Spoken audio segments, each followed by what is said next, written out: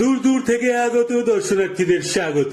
দাদা বিপিটা পাওয়া যাচ্ছে না। তাহলে ওলমগ নেই আপাতত, ধাক্কা ধাক্কি না করে পা চালিয়ে জোরে আস্তে আস্তে মণ্ডপে ঢুকুন একটু ধৈর্য ধরে। দাদা ওখানে ছিলাম দাঁড়িয়ে ভিড়ের মধ্যে হাত ছাড়িয়ে, আমার বউকে খুঁজে পাচ্ছি না, কোথায় গেল গেছে হারিয়ে। তোমার তো ভাগ্যের পোয়া 12, কি চাইছো তুমি আরো?